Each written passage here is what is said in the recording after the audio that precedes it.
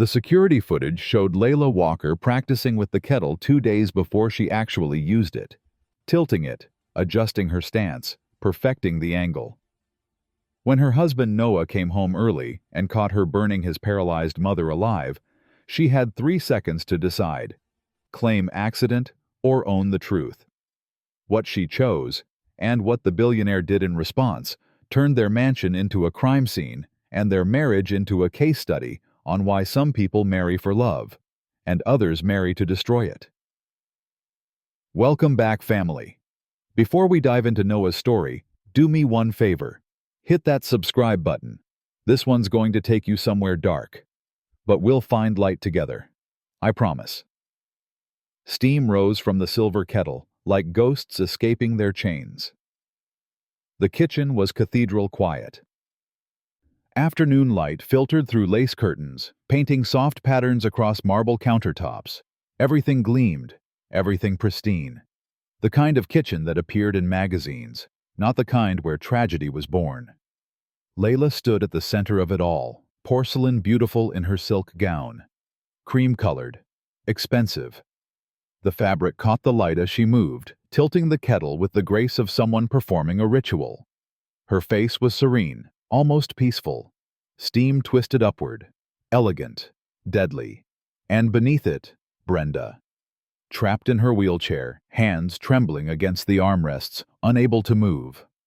Unable to escape. Her mouth opened. The scream tore through the silence like fabric ripping. Raw, primal. The sound of a soul splitting open. Noah heard it from the driveway. He'd been loosening his tie, briefcase in hand, thinking about dinner and forgetting the traffic that had kept him late. The scream stopped him cold. His keys clattered to the pavement. He ran. The front door slammed open. He took the hallway at a sprint, his dress shoes sliding on polished hardwood. Another scream, closer now, coming from the kitchen. "Brenda!" He burst through the doorway. Time fractured. The kettle hung in the air, tilted at 45 degrees, steam spiraling. Layla's silk gown catching the light. Brenda's face, twisted in agony, red welts already blooming across her shoulder. The wheelchair. The perfectly arranged flowers on the counter. The afternoon sun, indifferent and golden. Everything at once, everything too much. "Layla, what the hell are you doing?" His voice cracked the moment like a gunshot. Layla turned, slowly, as if waking from a dream. Her eyes found his, and for a heartbeat, there was nothing in them. No recognition, no remorse, just empty space where his wife used to be. The kettle slipped from her fingers. It hit the tile with a metallic crash. Water spread across the floor, hissing, steaming, searching for somewhere to go. The sound echoed, once, twice. Then silence rushed back in, heavier than before. Brenda was sobbing. Broken sounds. Animal sounds. Noah moved on instinct. He grabbed a dish towel, ran it under cold water, pressed it against his mother's burns. She flinched, gasped. Her whole body shook. "It's okay, Mom. I've got you. You're okay."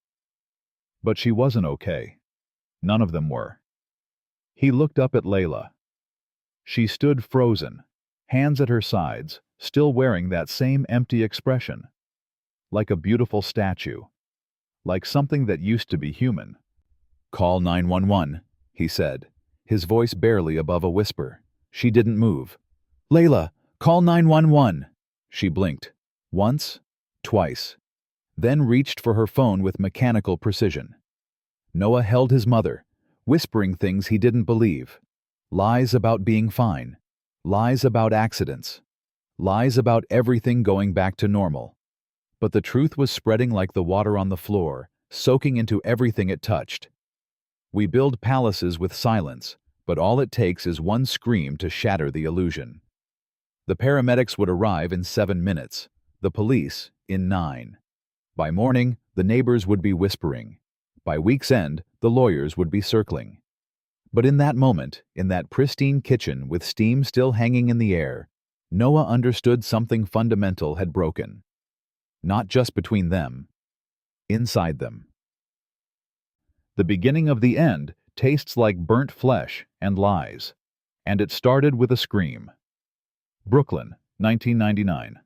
The city smelled like rain and rust that summer, like endings disguised as beginnings. Noah was 13 when the police knocked on his door. He'd been playing StarCraft on a borrowed computer, headphones on, too lost in digital warfare to hear the first few knocks.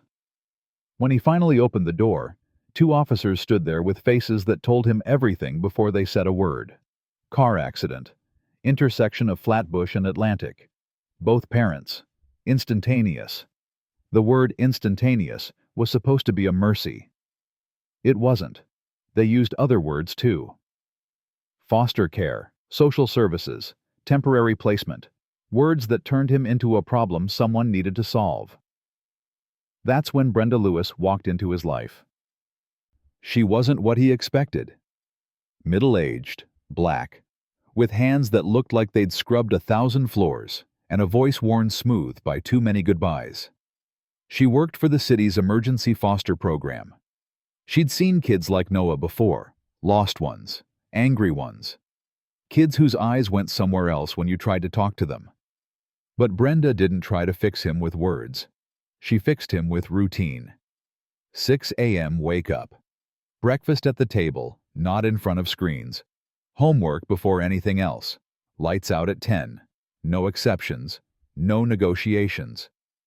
Structure, she told him on day 3, when he'd tested her patience one time too many. Structure is what holds you together when everything else falls apart. She was right. Slowly, the fog lifted. He started sleeping through the night. Started eating without being reminded.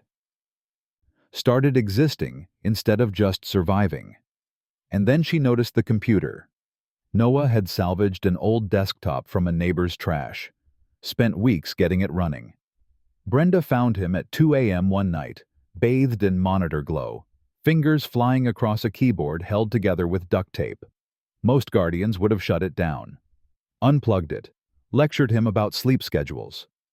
Brenda pulled up a chair. "Show me," she said. He did. Hesitantly at first, then faster. Code scrolling across the screen. A program he'd been building. Something about sorting data, making sense of chaos. His hands moved like a pianist's, like someone speaking a language that finally made sense. She watched him work until dawn. The next day, she came home with 3 books on programming. Used copies. Covers bent. But inside, everything he needed to go further. "Don't just build things, Noah," she said, setting them on his desk. "Build something that remembers people." He didn't understand, not then. But he remembered. High school came. Scholarships followed. MIT accepted him at 16. Brenda cried at his graduation. Happy tears, proud tears, the kind that say, "I knew you could," without needing words. He built his first company at 22. A data platform that helped hospitals track patient care. The kind of thing that saved lives by paying attention to details everyone else ignored. It remembered people. The first big check came through on a Tuesday. Noah was 25. The acquisition had been finalized. 7 figures. Life-changing money. The kind that erased old problems and created new ones. He bought Brenda a house. Not big, not flashy. Just a small 2-bedroom in a quiet neighborhood where she could watch sunsets from her porch, where the pipes didn't leak and the heat worked and she didn't have to worry about rent ever again. She'd tried to refuse, told him to invest it, save it, be smart. He'd hugged her instead. "You remember me," he'd said.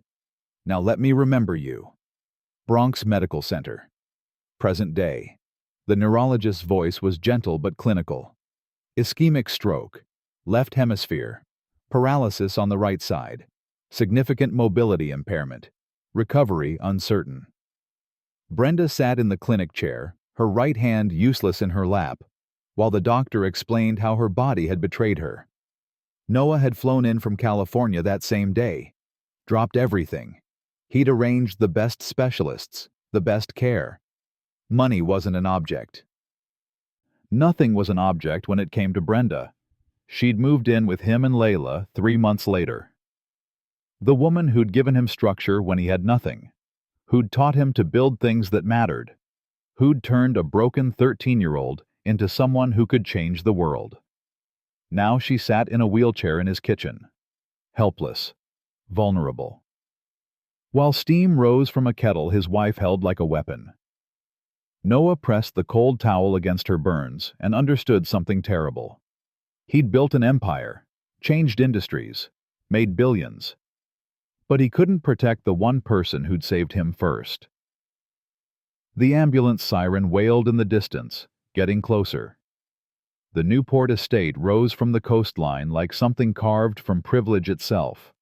Stone and glass, endless windows reflecting endless sky. The kind of house that didn't need to announce wealth because every angle whispered it. Old money aesthetics with new money tech. Smart systems, hidden cameras, climate control that adjusted before you even felt cold. Brenda's wheelchair rattled over the threshold.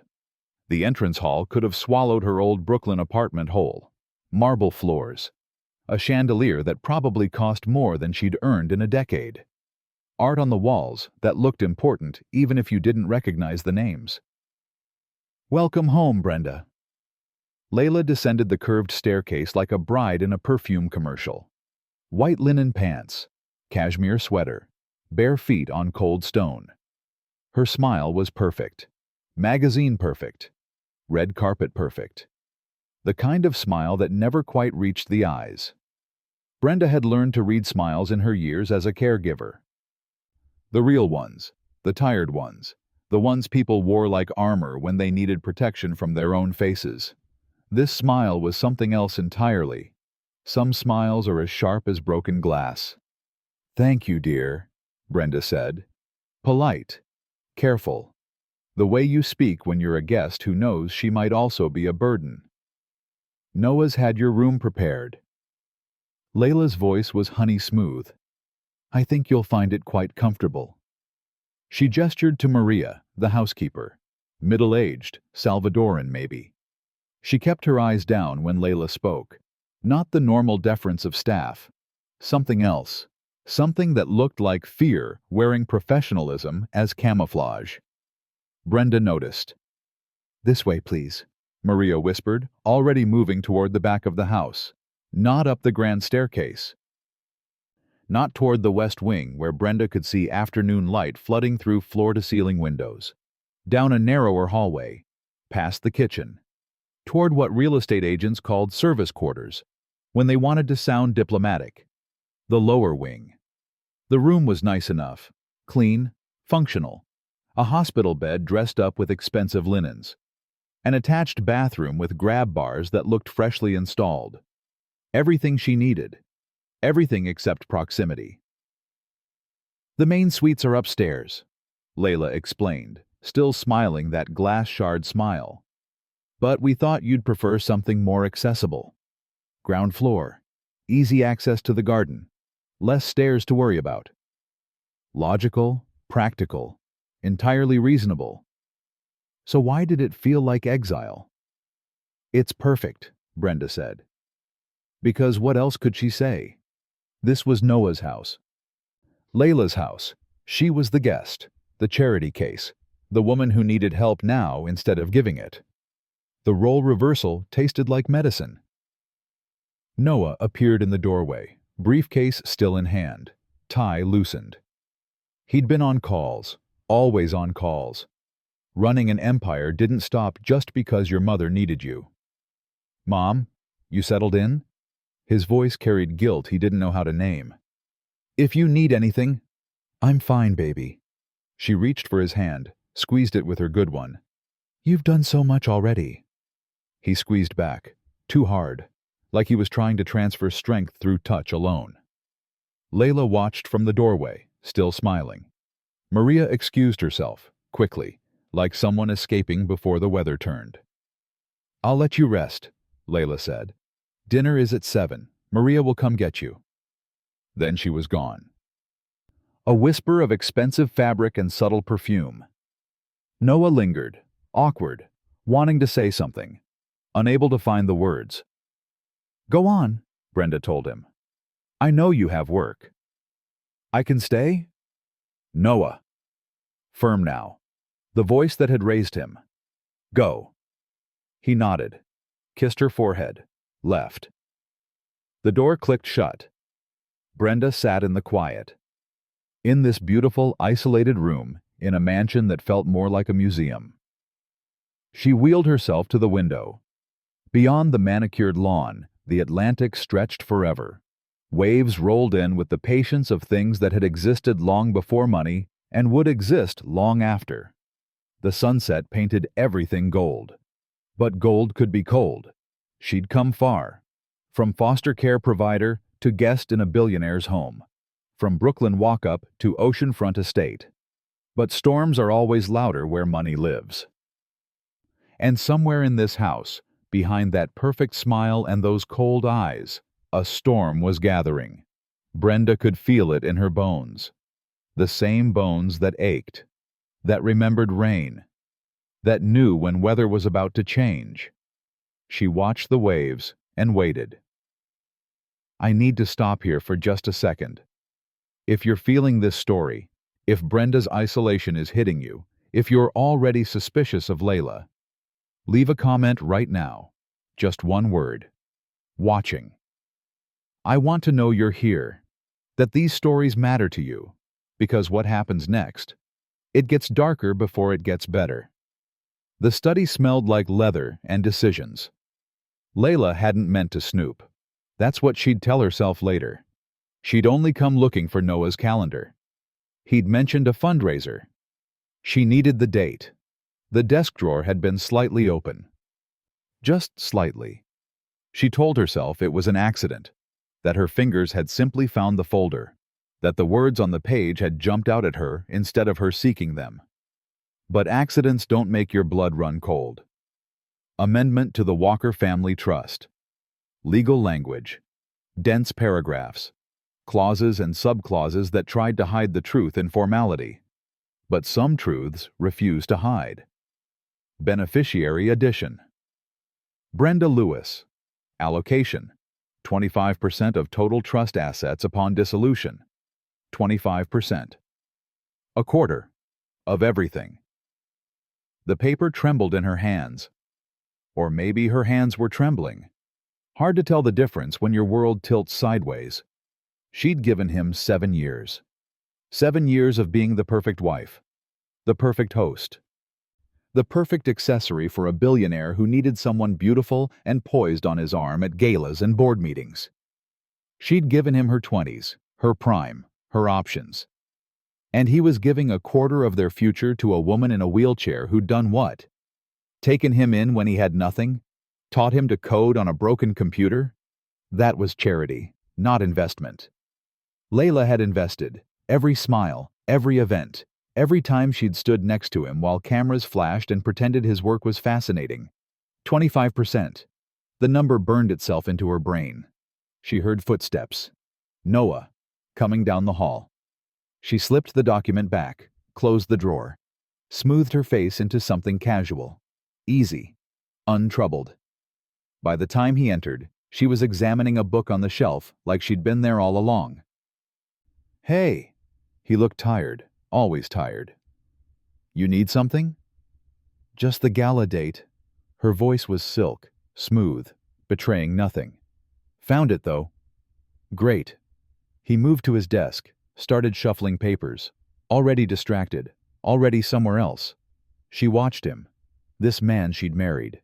This stranger who made billion-dollar decisions and couldn't remember to ask how her day was. "Noah?" Casual, light. "Have you thought about future plans?" He glanced up. "What kind of plans?" "I don't know. Estate planning? Legacy? That sort of thing." Something flickered across his face. Guilt? Defensiveness? Hard to read. "Some," he said carefully. "Why?" She shrugged. Artful. Practiced. "Just curious. We never really talk about that stuff." "It's handled." He turned back to his papers. Conversation over. Dismissed. I'm sure it is. She left the study, walked calmly to the hallway, kept walking until she was far enough away. Then she stopped. Her breathing had gone shallow. Fast. Like she'd been running. 25%. For what? For being there first? For teaching him code? For playing mother when his real mother died? Layla had been building a life. A future. A fortress made of vows and legal documents and 7 years of perfect behavior. And he was dismantling it. Quietly. Behind closed doors. Without even telling her. Dinner that night was quiet. Noah ate quickly. Eyes on his phone. Always working. Brenda picked at her food, one-handed, dignified even in struggle. Layla watched her. Really watched her. This woman in her house. In her space. In her future. Brenda, she said. Voice honey-sweet. Noah tells me you taught him everything. Brenda looked up. Wary. I taught him some things. He learned most of it himself. Humble. Layla smiled, that glass shard smile. But Noah doesn't forget the people who shaped him. Do you, honey? Noah glanced up from his phone. What? I said you don't forget people. No. He looked at Brenda. Soft. Grateful. Never. That's good, Layla said. Loyalty is so rare these days. Something in her tone made Brenda's spine straighten. Noah missed it entirely. Already back on his phone. After dinner, Layla stood alone in the kitchen.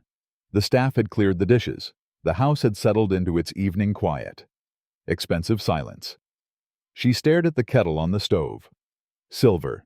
Expensive. Heavy enough to hurt if you swung it. Hot enough to scar if you weren't careful. Her reflection stared back from the polished surface. Distorted. Elongated. Almost unrecognizable.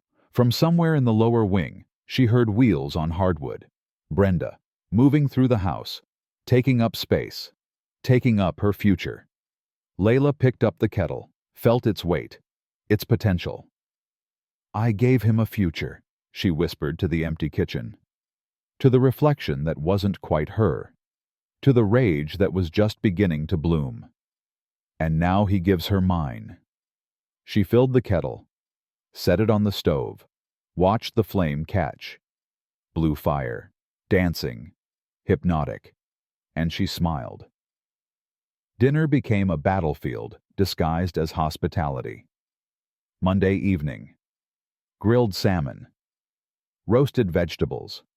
Wine that cost more per bottle than Brenda used to make in a week. Noah sat at the head of the table. Layla to his right. Brenda at the far end. The seating arrangement itself told a story. You know, Brenda said, cutting her fish with one-handed determination. Noah used to hate salmon. Noah looked up, surprised. I did? Mm-hmm.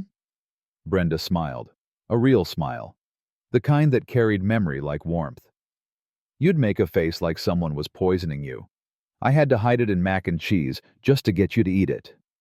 Noah laughed, actually laughed. The sound felt foreign in that dining room, like joy was an uninvited guest. I remember that, the orange mac and cheese. You said it was special seasoning. It was special, specially blended salmon and paprika. You lied to a child about food? I sustained a growing boy who thought pizza was a food group. They were both laughing now. Easy, natural. The way people laugh when they share history that can't be purchased or performed. Layla's fork scraped against her plate. The sound cut through the moment like a knife. That's sweet, she said. Voice flat. Dead. But let's talk about something more current. The blockchain launch. You said you'd review the deck tonight. Noah's smile faded. Right, yeah, after dinner. Unless you'd prefer more childhood stories. Layla's tone could freeze water. Brenda caught it. The ice beneath the words. But she said nothing. It's important, Noah. Layla continued. Investors are waiting. Decisions need to be made. I know. Do you? She set down her fork. Because lately you seem distracted. Translation: because lately you seem human. Noah looked between them. His wife, his mother, two women who wanted different versions of him. The Titan, the boy. He chose safety. I'll look at it tonight. Promise. Layla smiled. Victory smile. Good. The rest of the meal passed in silence. Over the next week, the house shifted. Subtle changes, the kind you wouldn't notice unless you were paying attention. Brenda's medication appeared at different times. Morning pills at night. Evening doses with breakfast. Never quite right. Never quite wrong enough to complain about. Her meals arrived cold. Maria would apologize. Say the kitchen was backed up. Say the staff was overwhelmed. But her eyes told different stories. Stories about orders from the lady of the house. Brenda found herself alone more often. The staff became scarce. Maria stopped lingering to chat. The gardener no longer waved from the lawn. Even the nurse who came 3 times a week started leaving immediately after vitals. Isolation by design. But Brenda had survived worse than a cold house and a cold wife. She prayed more. Morning prayers by the window. Evening prayers before bed. Grace said long and loud at dinner, whether Layla liked it or not. Dear Lord, bless this home. Bless this food. Bless those who prepare it and those who consume it. Bless the hands that serve and the hearts that receive. Watch over us all, especially those who are hurting. Amen. The last part always landed hard. Layla would smile that glass shard smile and say nothing. Thursday night. Noah found Brenda praying in her room, hands clasped, eyes closed, lips moving in conversation with something bigger than Newport mansions and blockchain deals. He waited in the doorway, reverent, the way you wait for music to finish. Mom? She opened her eyes. Come in, baby. He sat on the edge of her bed. Looked young suddenly, like the 13-year-old who'd lost everything and found her. Are you okay here? He asked. Really okay? She studied his face, saw the guilt, the confusion, the slow dawning awareness that his house might not be a home. I'm fine. Layla's been... He stopped. Started again. I don't know. Distant. With you. Your wife has her own struggles, Noah. That's not an answer. It's the one I'm giving you. She reached for his hand. Squeezed. You can't fix everything. You can't make everyone love each other. Sometimes you just survive in the same space and call it peace. That's not peace. No. Her voice was soft, ancient, knowing. But it's what we've got. He wanted to argue, to promise change, to fix it the way he fixed companies and code and problems that could be solved with money. But some problems don't have solutions, just consequences. Friday morning, Layla found Brenda in the garden. Wheelchair parked near the roses, watching the ocean. Beautiful day, Layla said. Not friendly, not hostile, just words filling space. It is, Brenda agreed. Must be hard. Being dependent, needing help for everything. There it was, the knife beneath the silk. Brenda turned, looked at this woman who'd married her son, this beautiful, broken thing wearing cruelty like couture. Child, she said softly, gently, the way you speak to wounded animals. Pain is loudest in the heart that refuses to heal. Layla's smile froze. For one moment, something flickered behind her eyes, something human, something afraid. Then the glass returned. I'm perfectly healed, she said. I know, Brenda replied. That's the saddest part. Layla turned and walked back to the house. Brenda watched her go. Storm clouds gathered on the horizon. The wind picked up. The BMW's engine faded down the driveway. Noah. Gone. Boston Tech Summit. 3 days of panels and networking and escape disguised as obligation. Layla stood at the window and watched his taillights disappear. Then she turned. The house felt different without him. Larger. Emptier. Like a stage waiting for its final act. She found Brenda in the sunroom, reading. A worn Bible open in her lap. Afternoon light making halos through the glass. Brenda. Layla's voice was business professional, cold, efficient. We need to talk. Brenda looked up, saw the manila folder in Layla's hands, saw the way she held it, like a weapon, like ammunition. About? Layla sat. Placed the folder on the table between them, slid it across. Open it. Brenda did. One-handed. Slow. The pages crinkled under her fingers. Waiver of inheritance rights. Voluntary renunciation of trust. Benefits. Legal words. Cold words. Words that tried to sound reasonable while asking for everything. You want me to sign away the inheritance. Brenda's voice was calm, flat, unsurprised. Yes. Why? Because you don't deserve it. The words came out sharp, raw, like something that had been festering. You were his caregiver, not his mother. You got paid for what you did. That's how jobs work. Brenda closed the folder, gentle, careful, like handling something fragile. I never asked for his money, child. Don't call me that. I only ever wanted him to stay a good man. Brenda pushed the folder back. And that paper won't change what's in his heart. Layla's hands curled into fists. Sign it. No. The word hung in the air. Simple, absolute, immovable. Layla's perfect composure cracked. Actually cracked. Her face twisted. Years of performance shattering like ice under pressure. You have no idea what I've sacrificed, she hissed. What I've given up. 7 years of my life playing wife to a man who's more in love with code than me. 7 years of smiling and hosting and being perfect. And you roll in here with your wheelchair and your Bible and your sad stories and suddenly you're family. I am family. You're nothing. The scream tore out of her. Primal, ugly, real. You're a stranger he's paying back out of guilt, and I won't let you steal what's mine. Brenda looked at her, really looked, saw the fear beneath the fury, the emptiness beneath the rage. I'll pray for you, she said softly. It was the wrong thing to say. Layla stood, shaking. Get out of this room. Excuse me? I said get out, now.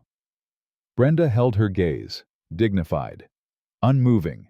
Then slowly, she wheeled herself toward the hallway. Layla followed. Through the corridor, past the art, into the kitchen where afternoon light made everything look clean and innocent. Brenda hummed as she moved. Low, steady. An old hymn. The kind that had carried people through worse than hostile houses and broken marriages. Stop that, Layla snapped. Brenda kept humming.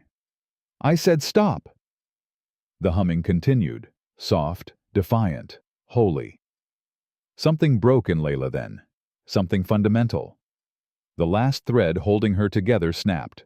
She grabbed the kettle, filled it, slammed it on the stove.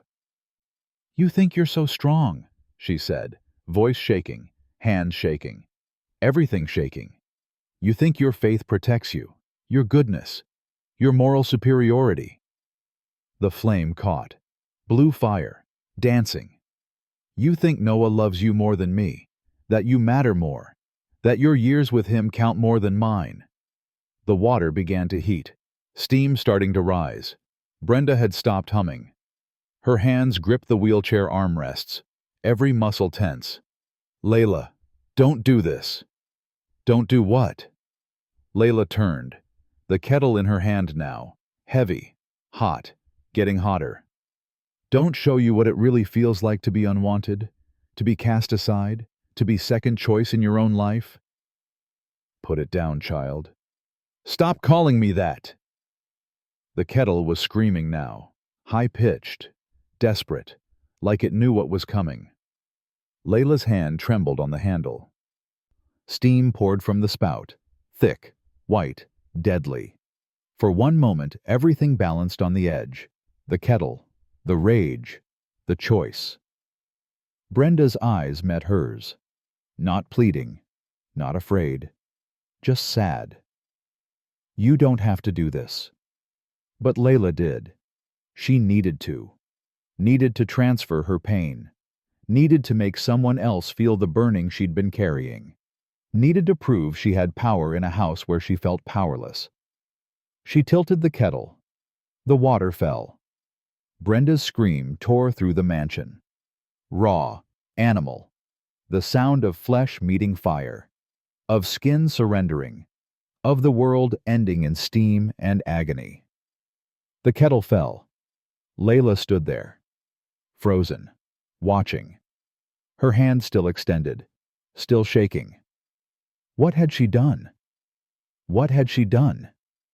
Brenda slumped in her wheelchair, sobbing, gasping, her shoulder red and blistering and ruined. And that's when Layla heard it. Car tires on gravel, an engine shutting off, keys in the door. Noah, home early. Her heart stopped. The front door opened. Brenda? Layla? I'm home. Footsteps, coming closer. Layla looked at the kettle, at Brenda, at her hands, at what she'd become. The footsteps grew louder. Brenda's screams wouldn't stop. Wouldn't. If you're still here after that, thank you. Here's why I tell stories like this. Because they're real. Because abuse happens in mansions and apartments alike. Because someone watching right now might need to hear that justice is possible. If this story is affecting you in any way, hit that like button. Let me know you're not just watching, you're feeling. And if you know someone who needs to hear this story, share it. You might save someone. Layla. What the hell are you doing? Noah's voice shattered the moment like a gunshot. He stood in the kitchen doorway, briefcase still in hand, tie still perfect. A man returning home to find his world on fire. The kettle lay on the floor, water spreading like blood. Brenda slumped in her wheelchair, sobbing, gasping, her shoulder a landscape of red and blistering horror. And Layla, frozen, hand still extended, face blank with shock. For 3 seconds nobody moved. Then Noah was running. Mom! Mom! Oh God! Mom! He grabbed dish towels, soaked them in cold water. His hands shook. His whole body shook. He pressed the cloth against her burns, and she screamed louder, and he apologized, and kept pressing because what else could he do? Call 911, he barked at Layla. Now! She didn't move. Layla! She blinked. Once. Twice. Then reached for her phone with mechanical slowness, like waking from a dream, like realizing dreams could be evidence. The ambulance arrived in 6 minutes. Paramedics flooded the kitchen. Professional. Efficient. They'd seen worse. But not much worse. Ma'am, can you tell us what happened? Brenda couldn't speak. Pain had stolen her words. Noah tried. She was burned. Boiling water. I don't know. I just got home and... Did she spill it on herself? All eyes turned to Layla. She stood against the counter. Perfect posture. Perfect face. Tears starting to form. It was an accident, she said. Voice trembling. Practice trembling. She was trying to make tea. I told her I'd help, but she insisted. I turned away for just a second and... That's a lie. Noah's voice cut through her performance like a blade. Everyone froze. What? Layla's face cracked, just slightly. That's a lie, he repeated, louder now, clearer. You did this. I saw you. Noah, you weren't here. The cameras, Layla. His voice was ice. We have cameras everywhere. The color drained from her face. The paramedics exchanged glances. Not their jurisdiction, not yet. They loaded Brenda onto the stretcher. Noah followed. At the door, he turned. "Don't leave the house," he told Layla. "The police will want to talk to you." Then he was gone.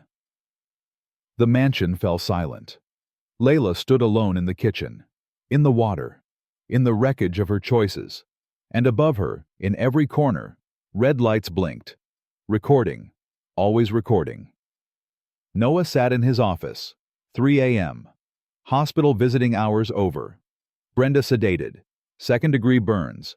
They'd keep her overnight, maybe longer. The security monitor glowed in the dark.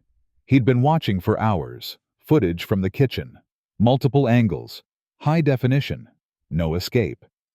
He watched Layla fill the kettle, watched her place it on the stove, watched her face as the water heated.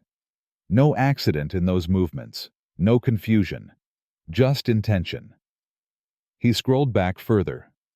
There, 2 days ago, Layla in the kitchen, alone, holding the kettle, tilting it slightly, adjusting her stance, her face flickering between rage and something else. She was practicing. He felt sick. He scrolled back more. The medication changes. Layla speaking to Maria. Maria's reluctant nods. The cold meals delivered. The staff dismissed early.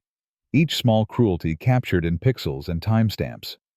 Premeditation. The legal word felt too clean for what he was seeing. This wasn't rage. This was campaign.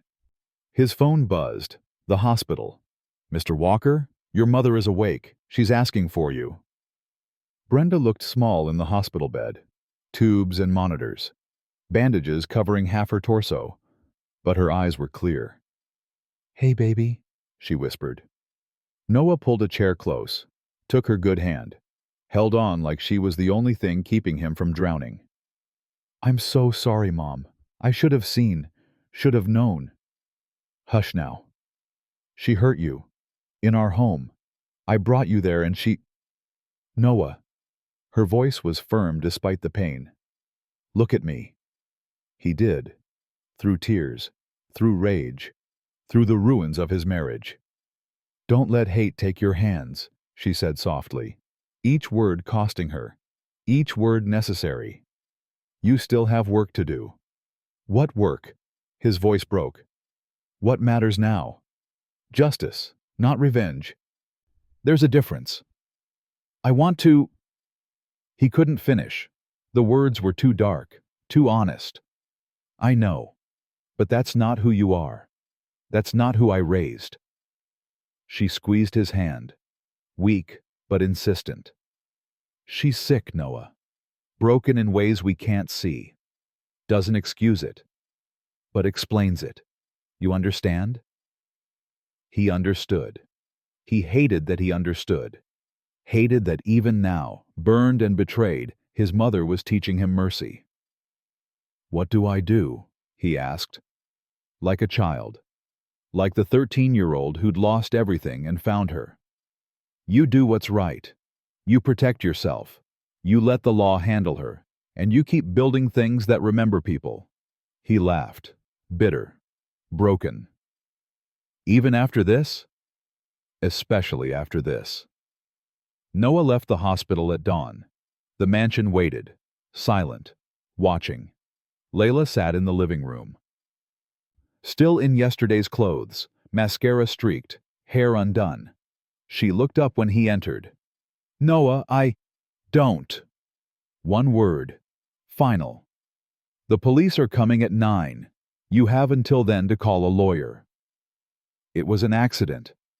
I've seen the footage, all of it." Her face crumbled. "Noah, please. I was upset. I wasn't thinking. I never meant to—" "You practiced." His voice was dead, empty. "You practiced hurting her." Silence. "Get a lawyer," he said. "A good one. You're going to need it." He walked to his office, closed the door, sat in the dark, broken and angry, but also clear. For the first time in years, terribly, awfully clear. The story broke at 6 a.m. Tech News First. then mainstream media. By noon, the cable networks were running it on loop. Tech billionaire's wife arrested for elder abuse. Silicon Valley scandal, kettle attack caught on camera. From mansion to mugshot, the fall of Layla Walker. The mansion became a fortress under siege. News vans lined the street. Cameras pointed at every window. Reporters shouted questions at anyone who came near the gates. Noah watched from his office. The feeding frenzy, the hunger for tragedy dressed as justice. His phone wouldn't stop ringing. "Noah, this is Marcus," his lead attorney, voice sharp, efficient. "We need to talk strategy. The DA wants maximum charges, aggravated assault, elder abuse. We can bury her, make an example. The footage is airtight." Noah said nothing. "Noah? You there?" "I'm here." "So what do you want to do? We can push for 10 years? Easy. Maybe more with the premeditation evidence." 10 years. Noah closed his eyes. Saw Layla, not the monster from the kitchen, the woman from 7 years ago. Young, hopeful, laughing at something he'd said. When had she stopped laughing? When had he stopped noticing? "Schedule a press conference," he said quietly. "Today, 4 p.m. "Noah, I don't think that's wise." 4 p.m., Marcus." He hung up. The press conference was chaos. Cameras everywhere. Questions shouted before he even reached the podium. Flash bulbs turning the room white. Noah stood there. Suit perfect. Face carved from stone. A man who'd built empires now facing something money couldn't fix. The room quieted. "I'll make this brief," he said. His voice carried. Steady. Clear. "What happened in my home was wrong. Inexcusable. My mother was hurt by someone I trusted, someone I loved." Pens scratched. Cameras rolled. "Layla Walker will face justice. The legal system will determine her consequences. But I want to be clear about something." He paused, found the words Brenda had given him. "I won't use revenge to clean up what love failed to maintain." Confusion rippled through the crowd. "I failed my wife. Failed to see her pain. Failed to build a home instead of a house. That doesn't excuse what she did. Nothing excuses it, but it explains it. And I won't compound one tragedy with another." "Mr. Walker!" A reporter stood. "Are you saying you forgive her?" "No." His voice hardened. "I'm saying I won't let hate destroy what's left of my humanity. There's a difference." Layla was arrested that evening. Handcuffs, Miranda rights. The walk to the patrol car while cameras captured every angle. She looked back once. At the mansion. At Noah standing in the doorway. He didn't wave, didn't move, just watched. The divorce papers were filed within a week. Noah's lawyers offered a settlement. Fair. Clean. No alimony. No trust fund access. But something else came with it. A donation. In Layla's name. Her entire share of the family trust. $25 million to elder abuse prevention programs nationwide. Let her name be remembered for what it helped prevent, Noah told Marcus. Not just what it caused. Brenda came home 3 weeks later. Different home. Smaller. Closer to the hospital. No mansions. No cameras. Just a quiet house with wide doorways and accessible everything. Noah had sold the Newport estate. Too many ghosts. Too much marble. Too much space where love should have been. "You didn't have to do all this," Brenda said. Wheeling through her new kitchen. Bright. Warm. Windows facing east for morning light. "Yes, I did." She looked at him. Her boy. Her broken, brilliant boy who was learning that building things meant nothing if you couldn't maintain them. "Is it peace?" she asked. "What you feel?" Noah thought about it. Really thought. "Not yet," he said honestly. "But it's not revenge either. That's something." She smiled. The real smile. The one that said she was proud even when things hurt. "That's everything, baby." It was not a victory. The burns would scar. The marriage was dead. The headlines would linger. But Noah slept that night. Actually slept. For the first time in months. Because he'd chosen justice over vengeance. Because he'd chosen building over breaking. Because some things, loyalty, mercy, integrity, couldn't be coded or acquired or optimized. They could only be lived. And living them, even through fire, even through loss, was the only way forward. It was not a victory, but it was peace. The cameras had caught everything. The practice runs, the cold meals, the premeditation. What would you do? Please comment. I read every single comment. And your answers. They matter more than you know. Spring came gentle that year. The kind of spring that arrives after a brutal winter. Tentative, hopeful. Like the world remembering how to be soft again. Brenda's scars had faded from angry red to pale pink. The physical therapy was working. Not full mobility, never full mobility. But enough. Enough to dress herself. Enough to feel human again. The new house helped. Nurses rotated through on schedules Noah had optimized like code. But they weren't staff. They were people. Marisol, who sang while she worked. James, who told terrible jokes. Yuki, who brought origami cranes and left them on windowsills. And flowers. Always flowers. From Noah. From strangers who'd read the story. From churches and organizations and people who'd survived their own winters and wanted Brenda to know she wasn't alone. The living room looked like a garden. "You're going to need a bigger house," Marisol laughed, arranging another bouquet. "Or fewer friends," Brenda replied. But she was smiling. The press conference was different this time. No scandal, no tragedy, just an announcement. Noah stood at a podium. Behind him, a banner. The Brenda Louis Initiative for Dignified Aging. 18 months ago, he began, I learned that building companies means nothing if you can't build a home. That making billions means nothing if you can't make someone feel safe. Cameras clicked. Quieter now. Respectful. The Brenda Louis Initiative will fund programs nationwide. In-home care, legal advocacy, support for caregivers who give everything and ask for nothing. He paused, found his voice. Because the woman this is named for gave me everything, and I want to spend the rest of my life making sure others like her are protected, valued, remembered. After, a reporter asked, "Is this about redemption?" Noah considered. No, it's about debt, the kind you pay forward.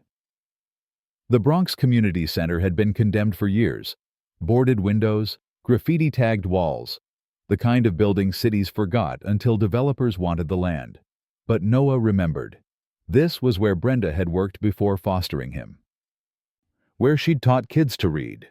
Where she'd handed out lunches to families who had nothing. Where she'd been hands and feet for a neighborhood everyone else had abandoned. He bought it, renovated it. Not gentrified, restored. The original brick, the old basketball court, the community kitchen. Everything that made it theirs. The reopening was small. No press, no cameras, just neighbors. Old ones who remembered Brenda. Young ones who'd heard the stories. Brenda wheeled through the doors and wept.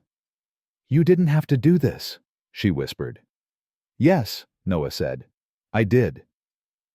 They went to the boardwalk on a Sunday. Coney Island. Early morning. Before the crowds. Just the ocean and the seagulls and the sound of waves that had been making that sound long before pain and would keep making it long after. Brenda's new wheelchair handled the boards better. Wider wheels, better suspension, technology meeting necessity. They stopped where the boardwalk met the beach. Children were playing, building castles that the tide would claim, laughing, fighting, making memories they wouldn't appreciate until they were older. Noah knelt beside her chair. "I thought my life began when I made my first billion," he said quietly. Ocean wind stealing his words before giving them back. "I was wrong.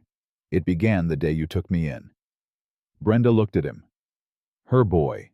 her brilliant, broken, rebuilding boy. You were always rich, Noah. You just forgot where you kept it.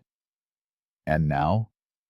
She reached for his hand, squeezed with strength that surprised them both. Now you're finally wealthy. They sat there, watching the waves, watching the children, watching the world continue its ancient work of breaking and mending and breaking again.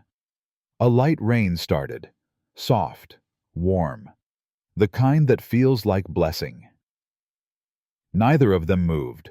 The boiling water had burned flesh, had scarred skin and shattered trust and exposed the rot beneath a perfect surface. But in the ashes, something else had grown. Not a man who built empires. A man who remembered what empires were for. Not a son who paid debts. A son who understood that some debts were gifts. Not someone who survived tragedy. Someone who chose, every single day, to turn tragedy into purpose. The rain fell harder, the children kept playing, the ocean kept rolling in. And on a boardwalk in Brooklyn, a woman who'd given everything and a man who'd almost lost it all sat together, watching the world heal, one wave at a time. The boiling water burned flesh, but in the ashes, a man found his soul again. If this story moved you, I need you to do 3 things. 1. Subscribe if you haven't already. I tell stories like this every day. Real people, real consequences, real redemption. 2. Watch the next video. Trust me, if this one got you, that one will too. 3. Leave a comment. Tell me what you felt. Tell me what you learned. Tell me if you've ever had to choose between justice and revenge. Because these aren't just stories I'm telling. They're conversations we're having. And I'll see you in the next one.